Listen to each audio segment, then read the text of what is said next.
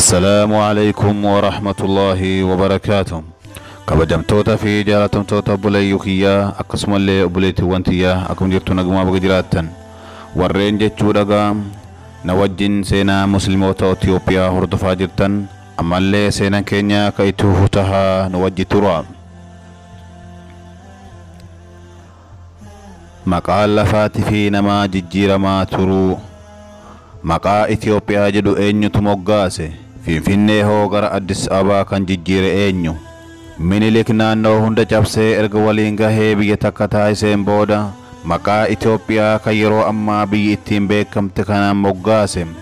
Hawwii mootummoonni Habashaa bara dheeraaf yaadaa turan bakkaan kan gahe bara 1889 akka lakkoofsa Awurooppaa, bara 1304 akka lakkoofsa Hijiraatitti. Bara kanaan dura maqaan Itoophiyaa jedhu hin jiru ture. Kanaan booda biyyi tun maqaa kanaan beekamtee ittiin yaamamte. Barreessitoonni seenaa maqaan Itoophiyaa jedhamu kun eessarraa dhufe kan jedhu irratti akkasiin gadi kanatti ibsan. Jechi Itoophiyaa jedhu kun afaan Giriik Itoophiis jedhu irraa kan dhufe yoo ta'u, hiikkaan isaa biyya namoonni fuulli isaanii gurraachaa yookaan gubataa jechuudha.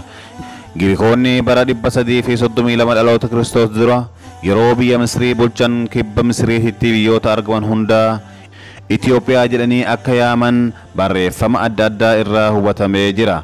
Akkasumas Araboonnis yeroo Misriin qubatan biyyoota kibba isiitti argaman hundaan Balad as-Sudaan biyya gurraacha jedhanii yaaman.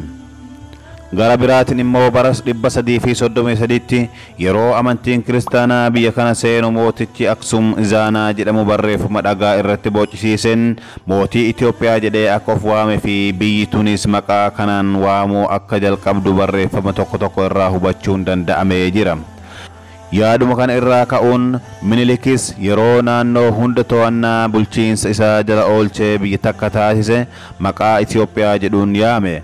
Haaluma wal fakkaatu Minilik erga aangoo isaa cimsatee booda bakka teessuma mootummaa isaatis bakka wal qixxee biyyaatti siqsuudhaan gara naannoo Finfinnee dhufee maqaa Addis Ababaa jedhu itti moggaase.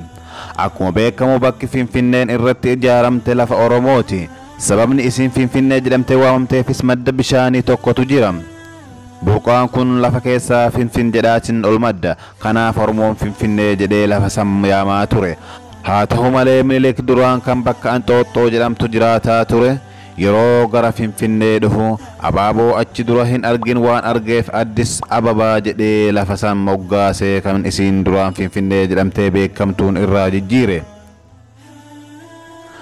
Finfinnee qofa osoo hin taane magaalonni biraatis maqaan jijjiiramee jira. Fakkeenyaaf magaalaa Adaamaa gara Naziriitii, Bishooftuu gara Dabrazeetitti jijjiiramtee jirti. Akkasumas magaalaan Amboo gara Hagar Hiwootitti, Walisoo gara Giyoon, Ciroo gara Asbaa Tafariitti jijjiiramtee jirti. Maqaa lafaa qofa osoo hin taane kan namaatis jijjiiramaa ture.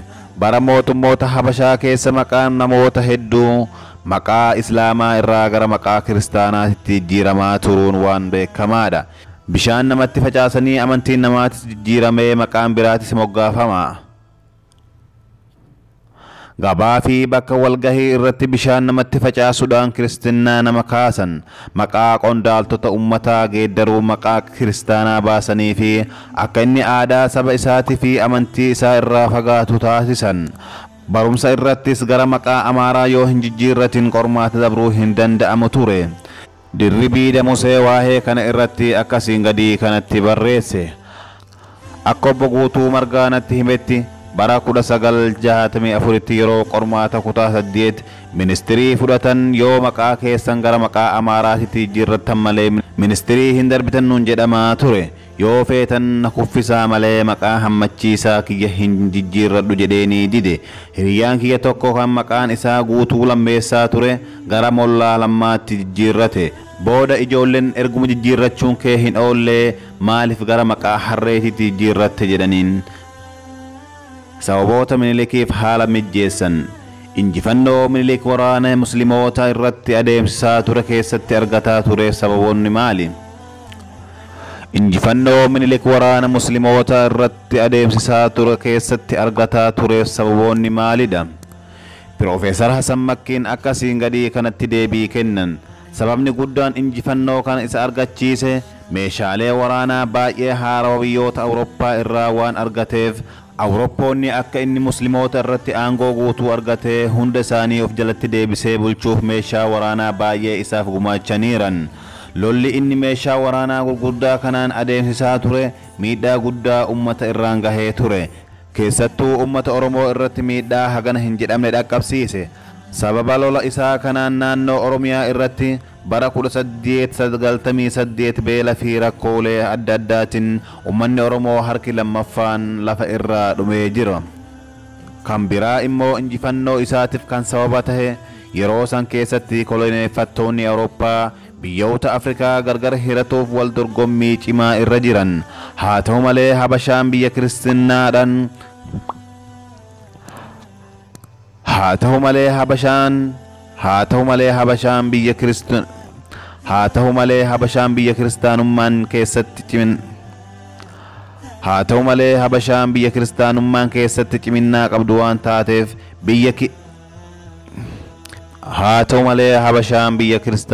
keessatti ciminaa qabdu waan taateef biyya kaayyoo isiitiin walitti qajeelte. Kanaafuu isii koloneeffatuu irraa wal dhorganii akka isiin islaamota cabsitee of jalatti deebistuuf qofa meeshaa waraanatiin gargaaraa turan.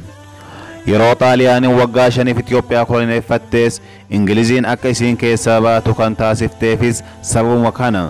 Minilik carraa akkanaa kanatti fayyadamuun waraana guddaa argachuu waan danda'eef abbaa injifannoo tahee musliimoota lafa irraa fixee ture. Kaayyoo Awurooppoonni barbaadanis bakkaan isaaniif gahee jira. Kaayyoo Minilik qabuu fi hawwii isaa yoo ibsan Profeesar Hasan Makkiin akkana jedhan. Minilik injifannoo isaa kanaan garii waan hawwee hokuu yaadee argate malee hunda hin guuttanne. Hawwiin isaa guddaadha. Habashaa qofa irratti kan gabaabbatu miti. Hanga biyya Suudaan magaalaa Kaartuum gahutti aangoo isaa jala oolchuu hawwii qaba. Hawwii isaa kana kan ibse yeroo xalayaa mootummoota biyyoota akka Xaaliyaan, Ingiliz, Raashiyaa fi Jarmanii ergeedha. Akkasiin gadii kana jedhee biyyoota kanneenii xalayaa barreesse. Yoo Waaqayyo na fayyisee umrii na dheeresse daangaan biyya tiyyaa kan dhaqqabuu dandeettu hanga magaalaa Kaartuum, hara Viktooriyaa fi naannoo Gaalan irra jiraattu hunda jedhee dhaadate. Walumaa galatti gochoonni Minilik ummata muslimaa irratti raawwataa ture gocha baay'ee suukenneessaa fi kan ilma namaa irratti raawwatamuu hin qabneedha. Gochoota isaa kana gabaabbinaan akkasiin gadii kanatti haa tarreessinu.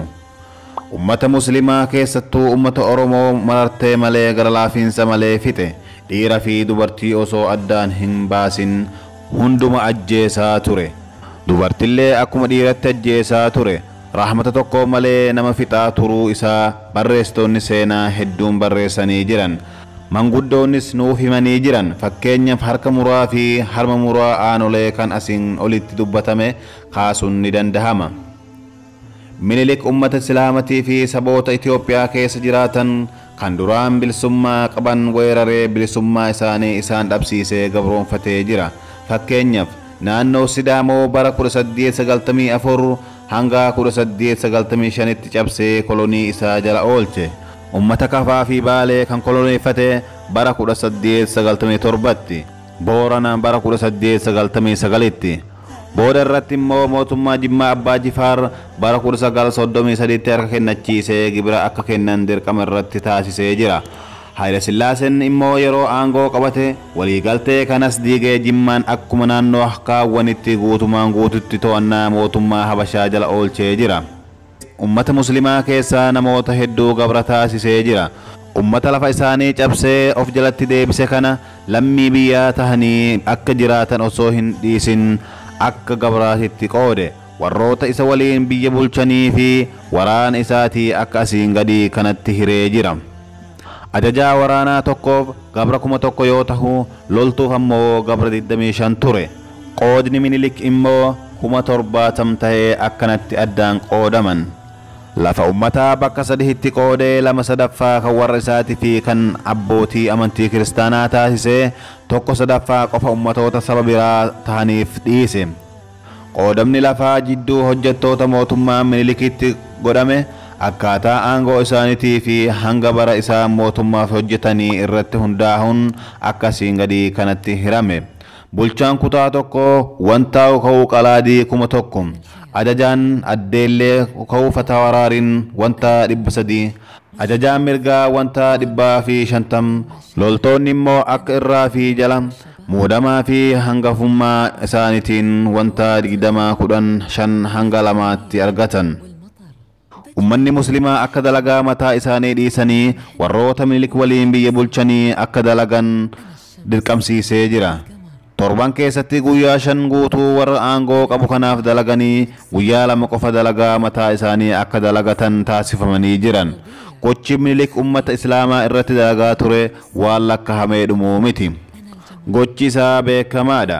Isin yaadachiisumaaf haganuma keessaa dubbadhee bira dabra. Booddee Minilik akkuma inni ummata muslimaa fixaa ture akka boodas wal hin horre dhiira qaama saalaa muree dubartii harma muraa ture kana rabbiin jazaa isaa kama dalagaa isaatiin wal fakkaatu isaaf deebi'ee jira. Dhibee laamchessaa kan afaan arabaatiin Faalij jedhamu itti ergee dhibee kanaan du'uu danda'eera. Ilma dhiiraa tokkos osoo duubatti hin hambifatin qacceen isaa citte.